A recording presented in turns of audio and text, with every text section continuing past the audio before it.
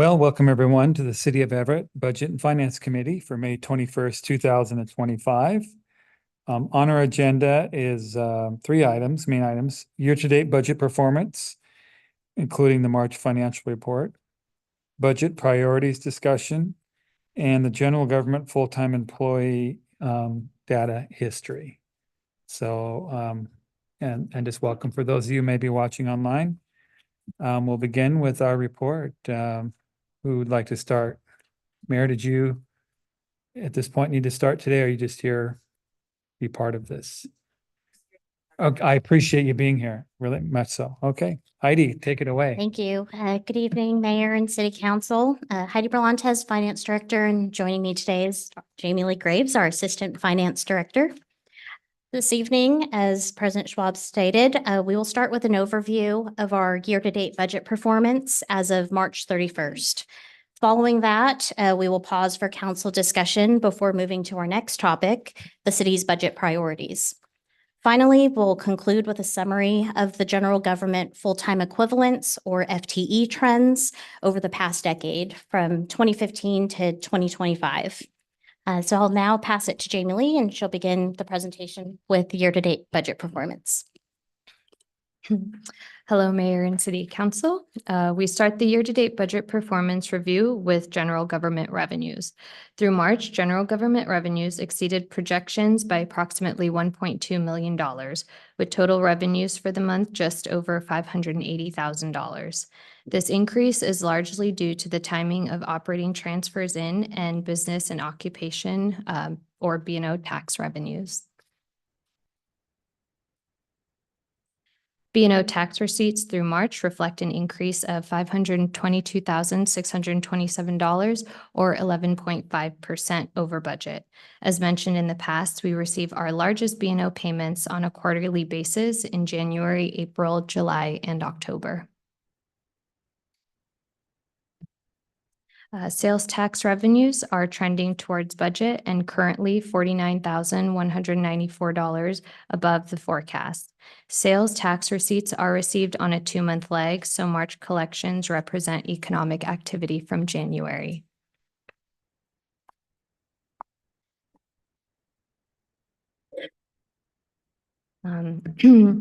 You're all familiar with this slide. It takes a closer look at the 6 largest sales tax categories, showing not only the percentage each category contributes, but also how each is performing relative to the budget. At the end of March, wholesale trade and information came in above budget, while retail, construction, accommodation and food services, and manufacturing fell short. We've seen that construction activity is currently trending below forecast. One contributing factor is the seasonality of the industry. Construction typically slows down during the winter months, and because sales tax receipts are reported on a 2-month lag, what we're seeing now reflects activity from January when weather conditions can significantly limit project starts and progress. We'll continue to monitor this closely as we move further into the construction season and as data begins to reflect spring and summer activity. Moving on to general government expenditures. Expenditures through March are approximately $4.1 million below budget. As mentioned in previous presentations, expenses can fluctuate due to timing of certain expenditures, such as construction projects or street maintenance work. As highlighted in our previous presentation, departments have consistently shown strong fiscal responsibility, maintaining expenditures below budgeted levels. We placed a clear focus on sound financial stewardship, and we commend the proactive steps our team have taken to manage resources. Overall, we ended the first quarter on a strong note. As we move forward, we'll continue to closely monitor both revenues and expenditures, keeping in mind that trends can fluctuate throughout the year. Before moving on to the next topic, are there any questions on the year-to-date budget review? Councilmember Bader. Thanks, Council President. Again, maybe premature here yet, but do we see any impacts of last fall's Boeing strike working their way through? I mean, is the 17,000 drop in manufacturing like one airplane that didn't get delivered or something? I don't know, just kind of curious where we are with knowing that impact. Oh, sure. So I believe that we'll see more of what that impact will be in April, when we get our largest quarterly receipts. So a lot of our aerospace industry does follow on a quarterly basis. But that's really our first indication, and we'll look forward to sharing that with you in the upcoming Budget Committee meeting. Any other questions? Okay, thank you. Okay, so before we dive into budget priorities, I'd like to briefly highlight the difference between general government and non-general government funds. This distinction is important as the upcoming slides will focus specifically on the general government. The city's financial budgeting structure is divided between general government and non-general government funds. The key difference between them lies in how they're funded. The general government is primarily funded through taxes and fees, which are influenced by legislative decisions and can fluctuate with the economy. These revenues support the city's core services, including public safety, community programs, street infrastructure, and our internal operations. The non-general government fund is primarily funded through rates, such as water and sewer utility rates, fees, and grants. City Council determines these rates to ensure adequate service delivery, to fund infrastructure investments for growth, and to comply with our environmental regulations. It's also worth noting that Everett Transit is funded separately through a voter-approved sales tax and federal grants, which are completely independent of the city's general government tax revenues. The 2025 adopted budget was shaped by 5 key priorities. These priorities are not just financial considerations, they reflect the values and long-term vision we hold as a city. And while each priority is important on its own, none stands alone. Together, they help shape a thriving Everett, one where people, businesses, and visitors can flourish. Departments may align with multiple priorities based on the specific activities they support, and you'll see several examples of this as we walk through each priority. We'll begin with safe community. The safety of our residents, workers, and visitors is fundamental. In Everett, our goal is for people to feel safe anytime and anywhere. This priority also speaks to our commitment to being an inclusive and welcoming city, where people from all backgrounds and beliefs feel a true sense of belonging here. This priority represents approximately 59% of the general government budget and includes core public safety services such as police, fire, and emergency management. It also supports critical legal functions, including indigent defense and the criminal division of the legal department. We maintain strong partnerships to ensure effective public safety. This includes working with Snohomish County and the South Correctional Entity for jail services, as well as Snohomish County 911, which supports our emergency communications. A portion of community planning and economic development also falls under this priority, particularly through community support initiatives. And these programs contribute directly to public safety and offer vital community support services such as crisis intervention and connections to health and social services. The Everett Municipal Court is also included under this priority. And lastly, we have animal services, which also plays a role in supporting community safety. Next, we have responsive and responsible government, which represents 19% of the general government budget. As a government agency, we aim to be responsive, transparent, and accountable. We manage our resources responsibly and provide essential services in an efficient way. Our decisions are guided by the needs of the community and our responsibility to serve. A number of departments contribute directly to achieving the goals outlined in this priority, including City Council, administration, finance, IT, HR, planning, and legal. Each plays a vital role in ensuring the city runs smoothly and remains focused on good governance. In addition, we contribute to Capital Improvement Program 1, also known as CIP 1, and this supports the ongoing maintenance and repair of the city's general government facilities, making sure that our infrastructure remains safe and functional.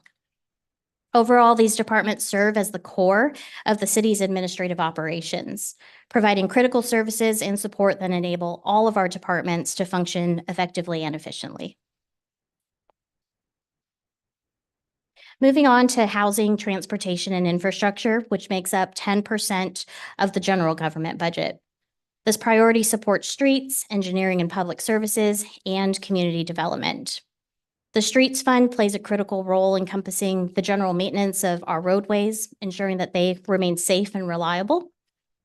Engineering and public services also contribute significantly by maintaining traffic signals, streetlights, guardrails, traffic signs, and pavement markings, as well as planning and analyzing the city's transportation system.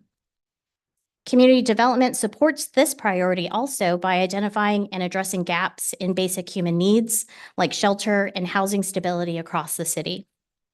The city also provides community support through dedicated social workers who offer critical assistance to individuals experiencing homelessness or facing behavioral health challenges. Next, we have economic workforce and cultural vitality, which accounts for 9% of the general government budget. Everett fosters a supportive environment for businesses of all sizes, backed by strong economic development efforts and a skilled local workforce. To support this priority, we've made contributions to the Business Improvement Area program, which provides cleaning services to the downtown core. We also provide support to the Public Facilities District to ensure the community has accessible spaces for events, gatherings, and activities. The permit services activity of engineering and public services also fall under this category, along with parks and community services, municipal arts, economic development, and the conference center. Lastly, we have the engaged and informed community priority, which represents 3% of the general government budget. The city leverages technology to share information, gather input, and make services accessible and easy to use. The Communications and Engagement Department plays a key role in this area, focusing on informing the public, encouraging involvement, and actively listening to community input. The library also supports this priority by serving as a vital resource for learning, connection, and access to information.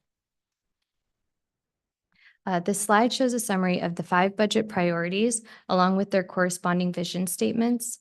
Before we continue to the next section of the presentation, we will pause for council discussion, including any thoughts on budget priority considerations for the 2026 budget to help guide citywide budget development.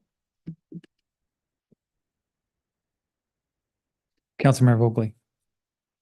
Looking back at the safe community 59% portion, I am curious if at a future time, because I don't think it can just be clicked into an existence right now, that can be separated out for police and fire, et cetera, et cetera.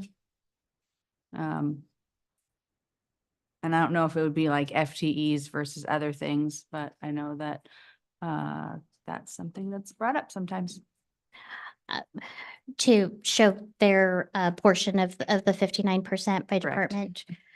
And we do have the priorities table in the budget book that it will list the department and the activities and their corresponding budget, almost a summary version before getting to the narratives. Okay. So in that area, it's in my car, I could run out and get it. Does it say what percentage police is in our budget? It doesn't do it by percentage, but it does the dollar amount of the total budget. But we can provide percentages if that's needed. It would be, thank you. Thank you. Any other questions? Councilmember Bader? I know, Heidi, we've seen obviously over the years what the projection is for how revenues, expenses will exceed revenues. When will we see our first estimate or renewed estimate for 2026 for us to begin to think about what we need to do? Yes. Good question. So our budget kicks off at the end of this month. And we are nearing the close of preparing our financial statements. So we will have actual preliminary unaudited financial statements, which we will draw from for our June presentation, which will be a 2024 year-end preliminary results and how that's driving our beginning forecast for the 2026 budget. I just think that's the point when I think this discussion will become more real as we begin to think, okay, what do we cut Sure. to, which I anticipate is where we'll be to close that gap. So if there's, I don't know, I just don't have a lot I wouldn't have a lot to offer right now, even though we're time for discussion, just because it's somewhat unreal. I think for the purpose of this discussion, and that makes sense, Councilmember Bader not having the results of 2024 as of yet. But for tonight's presentation, we're really focused on our vision statements with the priority, regardless of the dollar amount, and seeing if there's any council recommendations in changing any of these vision statements. Councilmember Mobley. I was looking over some things that we've put together in the past and considering the uncertainty of the future. There is a really big grant that the SAMHSA grant that was going to need to be gotten again in June. Do we have any sense of whether that's going to be available? Yeah, so right now, the SAMHSA grant, it's a grant, but it's also an earmark. Senator Murray chose that as her earmark project for the city of Everett for the, our alternative response team, which is fantastic. And it was directed through the SAMHSA program, which makes it a little bit more complicated. And normally we would have a lot longer time to spend an earmark. And the SAMHSA program says you have a year. And obviously we can't spend the entire program dollars in a year. It wouldn't be smart for the program. And so we are going to ask for an extension. And I did talk to our lobbyists about this, as I'm concerned with some of the changes we're seeing in Washington, D.C. But because it's an earmark, it's less at risk than other types of grant extensions, as it's really through Congress and not the administration. So that nothing is solid, right? The world's shifting pretty rapidly in DC, but we are in close contact with our lobbyists. I talk to them every week, and they do believe that we will be successful in getting our extension. Thank you. Any other questions about our priority discussion? Heidi, could you remind me when we're going to have our final closing report for 2024? Is that end of June, middle of June? That will be in the June. The June budget committee is when Okay. you'll have your, that's really what we're working off of are those figures, considering nothing changes in audit. Right. Thank you. Okay, let's move to the next section. So our next section, we'll take a look at the general government FTE history, and this covers the years 2015 through 2025. As we review each department's trends, keep in mind a few key points. Over this 10-year period, Everett's population grew by 9.6%. Meanwhile, general government staffing decreased from 6.8 FTEs per 1,000 residents in 2015 to 6.27 FTEs in 2025. As we move through the slides, I'll highlight a few key departments along the way. If there are any specific ones you'd like to explore in more detail, we'd be happy to dive into those further. Starting with administration, you'll notice that the highest staffing level was in 2017 and carried into the beginning of 2018 with 12.9 FTEs. Since then, the number has gradually declined to 6.2 FTEs in 2025. In the Communications and Engagement Department, staffing in 2019 totaled 4 FTEs. This increase reflects the department taking on responsibilities that were previously handled by the Neighborhoods Department. In the Community Planning and Economic Development Department, FTEs have increased significantly over the past 5 years, and this is primarily due to the addition of grant-funded positions. The social workers, and then there was a limited term position for the comp plan. Between 2015 and 2025, the Human Resources Department experienced a net increase of 0.37 FTEs. In 22, that department added 3 FTEs to support police recruitment, lead the Chronos system conversion, and that's our timekeeping system, also to manage a growing workload. However, this increase was offset by a reduction of those 3 FTEs in 23 and 24. In '24, there's an increase of 2 FTEs in the finance department, with a significant portion of those costs funded through our B&O tax and compliance team, which generated revenues of over $1.2 million in 2024 and $618,000 this year alone through their detection efforts. As you know from your adopted 2024 budget, to strengthen revenue recovery and support increased workload, the department did do a reorganization, which added a financial analyst to the tax and compliance team. Following our longtime beloved finance director's retirement, we also added our assistant finance director. Engineering and Public Services, which includes our permitting team, has grown primarily to enhance permitting services, focusing on improving turnaround times and providing stronger support to our community. Additionally, other staffing increases have been funded through revenue from the photo enforcement camera program. Municipal Court has seen an increase of 1.55 FTEs from 2015 to 2025. In '24, the department added 2 judicial assistant positions to help manage the court's growing workload, with some of the growth funded by the photo enforcement camera safety program. As we all know, there are some departments where funding has been reduced, and these were difficult decisions to make. The library's FTEs have declined. The most significant reductions occurred in 2020 and 2024. Facilities and Property Management also saw a reduction in FTEs, with 11 FTEs reduced in 2015.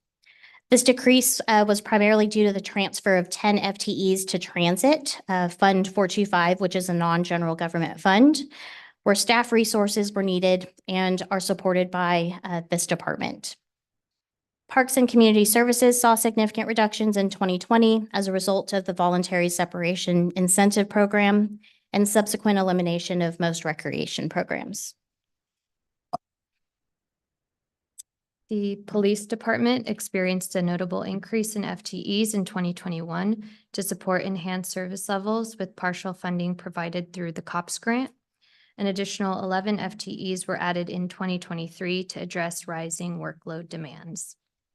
Looking at the Fire Department, the significant reduction in FTEs from 2018 to 2020 was primarily due to the transfer of positions from fire to emergency medical services to recognize the increase in medical service-related calls.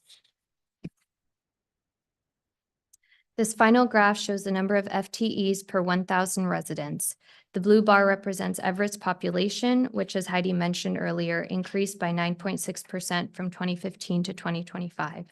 The orange line illustrates general government FTEs per 1,000 residents, which has declined significantly over the same period.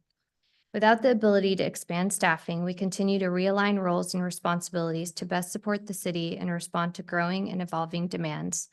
While our budget priorities have remained consistent, the needs of our community are continually shifting, requiring us to reorganize resources to where they are most needed at any given time. Councilmember Fosse. Sorry. Thank you. Quick question, just for clarity's sake, maybe it's 2. When we're looking at these FTEs for 2025, the total, these are filled positions? No, those are the authorized positions as approved in the original budget. Okay. Are you able to say, for instance, in some of the public safety arenas and some of the other, like what the vacancy is currently of these Yeah, different? and I could give you a cumulative total and by department, but I don't have that at the ready tonight. But most of our vacancies are within the police department. And, you know, we've had that discussion also, the competitiveness, the competitive nature of hiring police officers. And so that's where most of our vacancies land. Okay, thank you. Thanks. That concluded our presentation. Okay, do we have any more questions about our full-time employee? Actually, Councilmember Rang. Great, thank you. And apologize that I did not send this earlier, but thanks for including the FTEs per 1,000 residents. I think that's helpful information. I was curious, I know we had talked about it during the levy lid lift discussions about how we compare to other cities on our ratio of FTEs per resident. can you remind me, like, or if you know off the top of your head, like where we are on that scale? And I know it can be a little bit difficult to compare apples to apples since we have more services that we fund through our general government, like the library, our animal services, fire department, than other cities have. So it's like a bit not quite, doesn't quite align, but if you remember off the top of your head where we stack up, that'd be great. Yeah, I wish I did. But we do. And I'll just say, you just hit the nail on the head. Because we are a full service city, it is very hard to find a comparison. So the best way to do comparisons is kind of by departments. But we are, for example, the only city in the county that has a library, and we're one of the only cities in the county that has a fire, like, and so it doesn't pencil out to try to compare. And so we could look at that in a different way, but I don't think we actually have a really good comparison of that particular data point because of the level of services. Our comparable cities are still lacking some of the services that we provide, such as an animal shelter. Yeah, if I remember correctly, during those discussions, we had like a bar graph that showed how many FTEs we have versus other cities. And even though it was like generally similar, our bar should have been shorter because we provide more services than those other cities do. So just goes to show how strapped our city employees are to provide adequate services for the community, considering how many services we do provide as a full service city. Thank you. Yeah, I would recall, I think your staff has done some work in this area there. Yeah. I know we did that on the property tax, the rate, which we were quite a bit lower than most cities. Even though we provide more services. Yeah. Council members, Arlingo. Yeah, just a brief note on that subject, that there are some things where there are expenses shared. You mentioned one of those things, I think, that went to transit, and the other cities in the county don't have a transit agency of their own. So I guess it just another vote for caution in the interpretation of it. Good thing to ask for, because in some ways our community members, that's the way they'd know in terms of are they getting a good buy or not for their tax dollar, just as long as we're cautious about how we interpret it. Good comments. Anything else? Councilmember Bader. Thanks, Council President Schwab. Oops. Thanks. Great presentation, Heidi. Good information. Thanks for pulling this all together. Just real quick, would note, doing the math here, it looks like even though from 2015 to 2025, we've added 10,000 residents, we've only added actually 8 employees or authorized positions total. So that's, again, another significant metric. So even if we look at it in absolute numbers, still, very tight. Well, I know obviously we've videoed this and it'll be on YouTube. I'm not sure everybody will go to YouTube to watch this, as exciting as it is.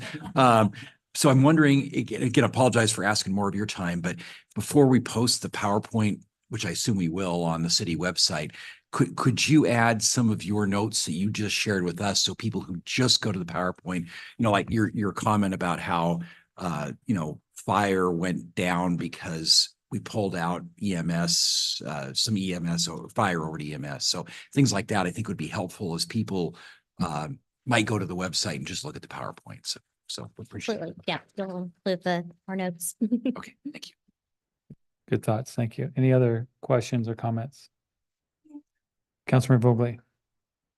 Thank you. It's back with police and the cops. I'm just looking at the police total FTE and the changes, and I heard you say a change of 11 FTEs because of the cops grant, but that happened in like 2019. I might be off a year because I can't remember exactly, but I see in 2023 it went up by 11 people. So I guess I'm curious, how that could be made more clear. Sure. With timing and how everybody, because I know with the cops grant, it went, we had to hire one regular to one cops grant FTE, and it was all very prescribed, and I don't see that prescription in the FTEs in that one little line. Mhm. So I don't know that anybody else would either. Yeah, and we do track police officers that are supported by the COPS grant. And you're right, there is no supplanting allowed. So we are tied to federal compliance requirements, hiring on a one-to-one basis. In 2021 is where we added our first set of 8 FTE police officers that would be partially funded by a COPS grant for 3 years. So there was another amendment in 2024. So to take advantage of all of the grant resources, and that also added additional police officers. My apologies, I'm looking through my notes. And I actually think there was one hired before those first 8, because initially when we first got the grant to hire 16 officers, council only authorized hiring 1.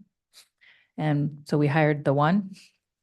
And then the authorization came through that we could use the rest of the grant funding. So prior to that 2023, we'd hired an Mhm. officer. Yeah, 2021, 2023 were 2 installments. Thank you. And I guess just one comment is, I heard recently at TAC that although we have, I think, 4 or 5 motorcycle police officers allotted, there's only been 1 for quite a few years, but now 2. So I just want to, that's kind of exciting for people to know. And I wanted to bring that up. And if I'm wrong, then let me know. If I'm right, also let me know. Okay, good. I just have a couple of comments. The police department, I mean, from 2017 or 18, we're still only talking about 4 new budgeted police officers. It's pretty flat considering their call volumes continues to go up.